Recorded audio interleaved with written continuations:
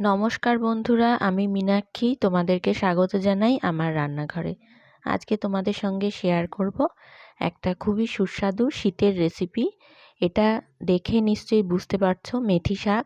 শীত পড়ে গেছে, তো বাজারে এখন মেথি শাক কিন্তু ভালোই পাওয়া যাচ্ছে। একদম টাটকা সতেজ মেথি শাক। 2 আটি মেথি শাক এনেছিল আমাদের, তো সেই শাক বাছতে বসেছি। একটু সময় লাগে বাছতে। এইভাবে ডগাগুলো, পাতার যে ডগাগুলো সেগুলো এইভাবে হালকা করে ছাড়িয়ে নিতে হয়। ডাঁটিগুলো নেব না, শুধু পাতাগুলো নেব। বেশ অনেকটাই সময় লেগেছিল 2 আটি শাক ছাড়াতে। তো যাই হোক, আগের দিন রাতে ছাড়িয়ে নিয়েছিলাম। এই যে দেখো সমস্ত শাক, তারপরে ভালো করে জল দিয়ে ধুয়ে নিয়েছি।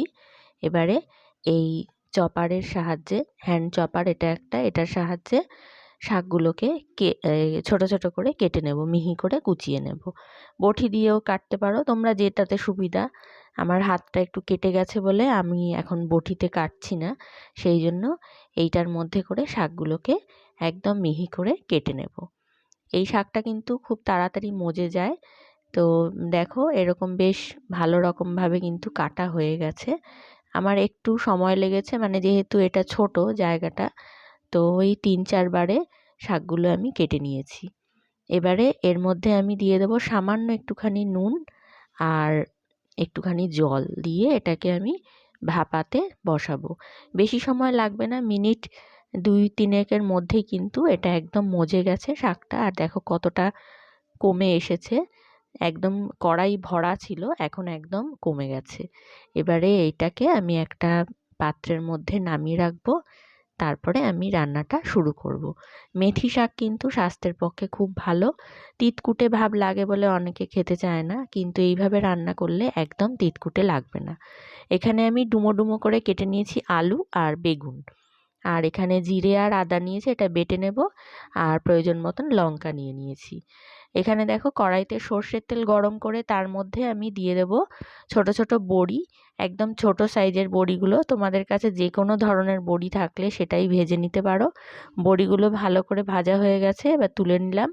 ওই তেলের মধ্যেই বেগুনগুলো আগে দিয়ে নেব, দিয়ে অল্প একটু নুন আর একটুখানি হলুদ দিয়ে এটাকে একদম ধিমে আঁচে ঢাকা দিয়ে দিয়ে আমি একটু ভেজে নেব।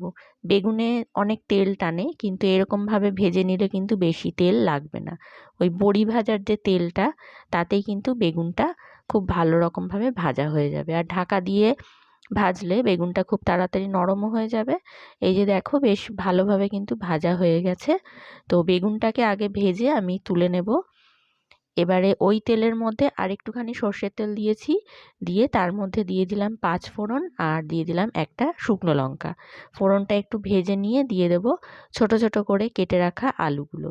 এখানে আমি দিয়েছি একটা মিডিয়াম সাইজের আলু, একদম কিউব করে কেটে নিয়েছি।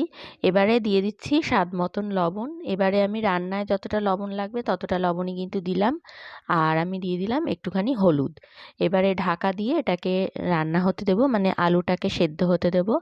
তো বেশ কিছুক্ষণ পরে আমি ঢাকা খুলে দেখলাম আলুটা বেশ ভালোভাবে সেদ্ধ হয়ে গেছে।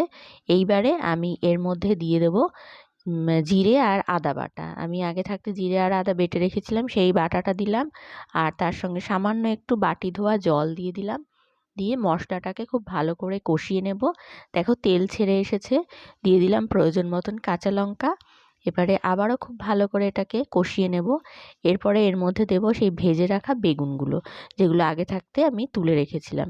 বেগুনটা দিয়ে একটু নাড়াচাড়া করেই এর মধ্যে দিয়ে দিতে হবে মজিয়ে নেওয়া শাক। মেথি শাকটা একদম সিদ্ধ হয়ে গেছিলো, তো সেই শাকটা সবশেষে আমি দিয়ে দিচ্ছি। দিয়ে এবারে শাকের সঙ্গে সমস্ত মশলা, আলু বেগুন সব কিছুকে খুব ভালো করে মিশিয়ে নিতে হবে, যাতে সমস্ত শাকের মধ্যে এই মশলাটা ভালো করে মিশে যায়।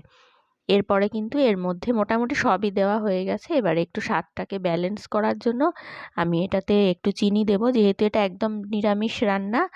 আর যে কোনো শাকের তরকারি রান্না করলে একটুখানি মিষ্টি দিতেই লাগে, তো সেই জন্য সামান্য একটুখানি চিনি দিয়ে নিলাম।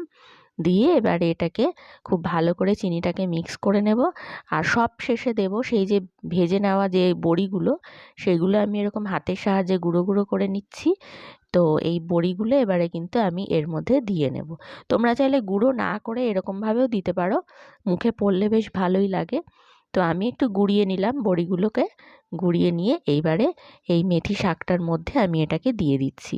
রান্নাটা একদম তৈরি হয়ে গেছে। গরম ভাতের সঙ্গে এইরকম মেথি শাকের একটা রেসিপি থাকলে কিন্তু খাওয়াটা জমে যায়। তোমাদের কেমন লাগলো আমাকে অবশ্যই জানিও। আর মেথি শাকের কোনো অন্য রেসিপি তোমাদের জানা থাকলে সেটাও কিন্তু আমাকে কমেন্টে জানাতে পারো। তো আজকের এই সুন্দর রেসিপিটা ভালো লেগে যদি থাকে তাহলে কিন্তু একটা লাইক অবশ্যই করো। নতুন বন্ধুরা যারা আজকে প্রথমবার দেখছো তাদেরকে অনুরোধ করব আমার এই ছোট্ট চ্যানেলটাকে সাবস্ক্রাইব করে আমার পাশে থাকতে, যাতে চ্যানেলটা একটু বড় হয়, তার জন্য আমাকে সাপোর্ট করতে।